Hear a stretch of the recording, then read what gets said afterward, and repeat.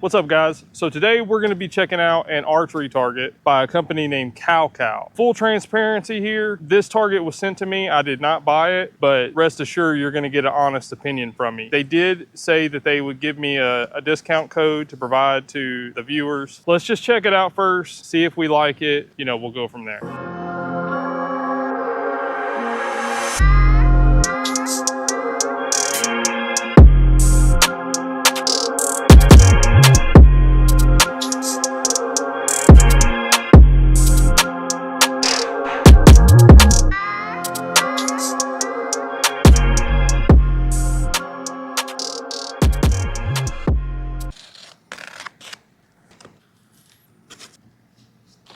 If any of you guys are like me, I have tons of targets. One of my favorite targets is the Morel High Roller. Now, when I first saw this, that's what it reminded me of, the Morel High Roller. But I started realizing it's actually not made out of the same material. It's not in the same bracket. So from my understanding, from what I looked at it online, this is a 45-pound archery target block. I just want you to know, pulling this out of the box, that's the first thing that I realized just filling this. Just know that and know that they have it rated at 45 pounds or less. If you're a traditional archer and you shoot a 40, 50-pound bow, I'm sure this will work great. But there's only one way to test a target that I know of, and that's to shoot it. So that's what we're gonna do today. We're gonna shoot the crap out of this thing, see how good it holds up. And if it holds up good, I'll let you know. If it doesn't, I'll let you know.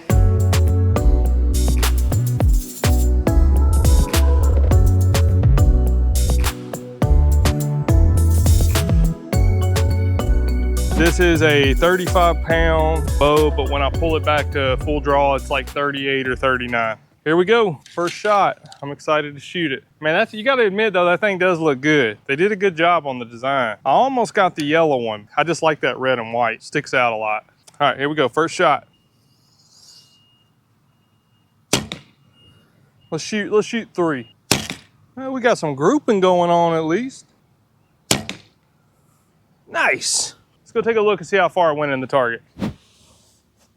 Now, just as a comparison, if I was to shoot that bag target, it's about what, 10 inches, something like that? They all went about that far.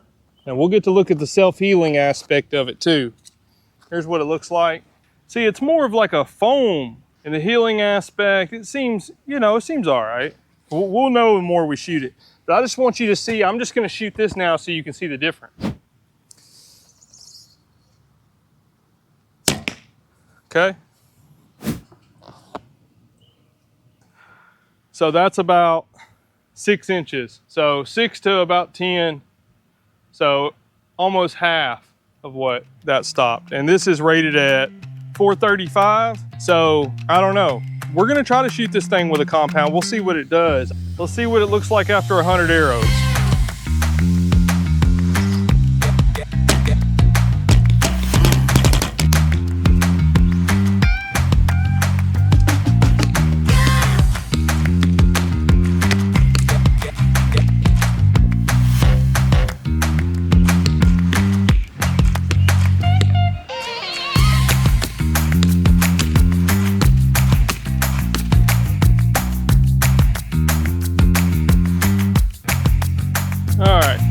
Let's see how she did. You can definitely tell it's been shot at. I don't know, the self-healing part, let me show you guys. Y'all can't feel it, but you can at least see. A lot of times the self-healing part you won't be able to tell for a couple days. I don't know. What I do know is it caught every one of them no problem. All right, guys, so we did end up shooting this target about 200 times today. I didn't want you to have to sit there and watch me shoot it 200 times. Just trust me on that. So I let the target sit a few days. I did shoot it here and there when I went outside to practice, but I didn't shoot it over and over like I did this afternoon. I wanted to see how the self-healing would turn out if I just left it alone for a few days. So this next part of the video is going to be, I think it was 4 days later. Here's what it looks like after 3 or 4 days. It's been out here, it's rained, it's, the self-healing part of it. I mean, as you can see, the holes are still open. It's a different type of foam material. you could tell it maybe it's closed up a little, but the holes are still there. It's definitely not like you shoot it and you come back the next day and the hole is closed up. We'll give it a 5 out of 10. So I'm gonna pull my compound bow out today. I know this thing is not built for a crossbow, so do not try to buy this for a crossbow. If your bow shoots over, 300 feet per second, 340 feet per second, this is not the right target for you. So I want to shoot it with the compound bow. I got some axis arrows I want to sling at it. I want to pull the trad bow out, sling a bunch of arrows at it again, maybe 100, 150. Then I want to shoot some broad bows on the recurve bow and just see how it pulls out. Does it pull a bunch of the foam out when it comes out, or does, how does it respond to that? So let's get the compound bow out. Let's step out to 20, then 30, maybe 40. Let's start slinging some arrows at it. Just to say this again, this is rated for 45 pounds or less. My bow is like 61, 62. So we're shooting 15 pounds or more past what it's recommended at. But I'm really just trying to put this thing to the test and push it to its limits and see what it can do before I actually give you my final opinion on it. All right, here we go.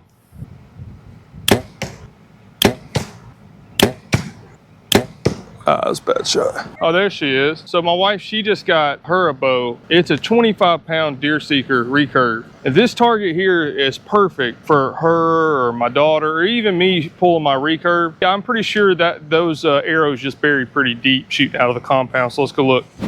Actually,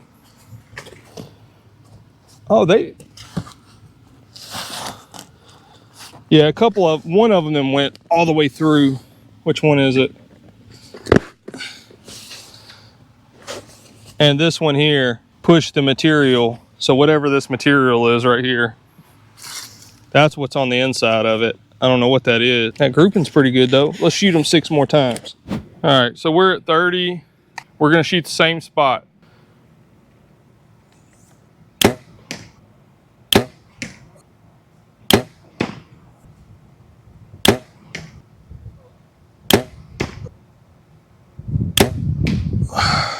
Take a look.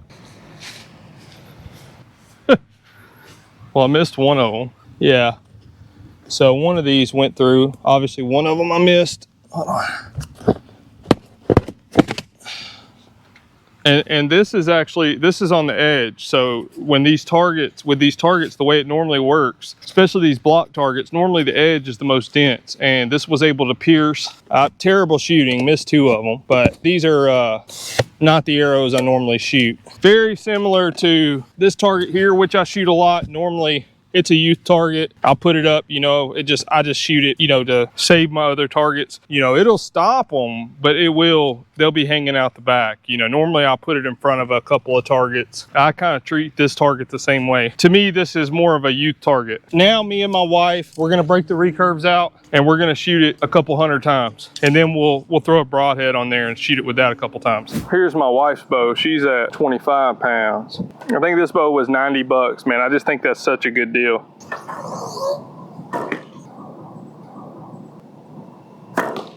Ooh, we'll swap back to my bow.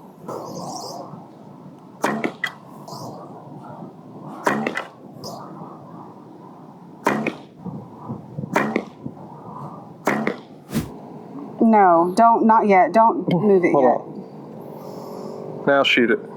Use the pin until you get used to it. I have been using the pin. Don't yell at me. No, I have been.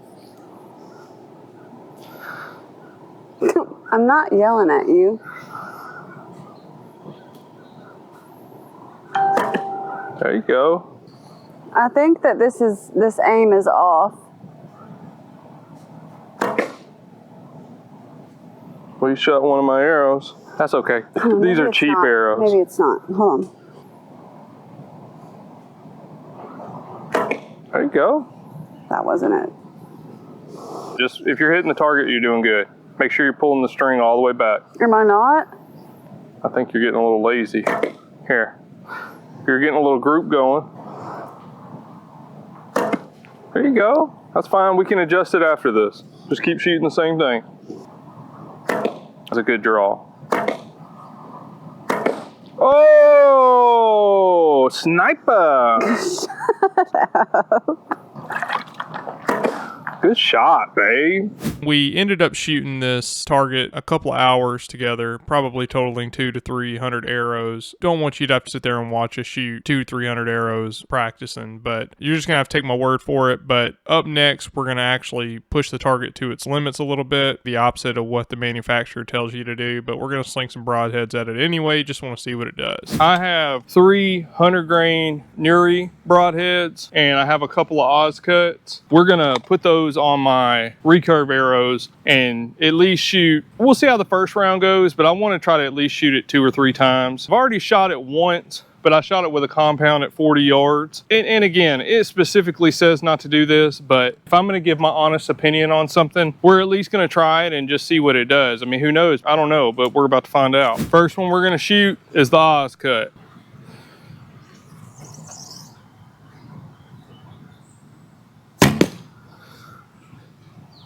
Good shot.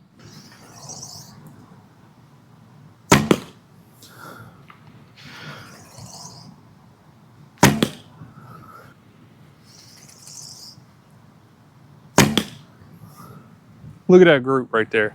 And I aimed just a little to the right and look where it went.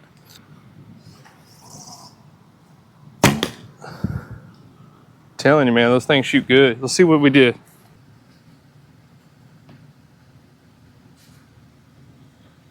All right, let's see what happens.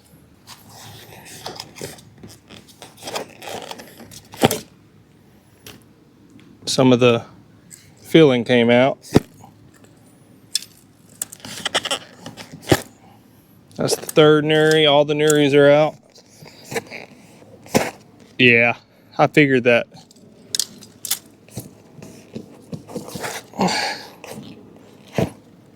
Yep. So there you go.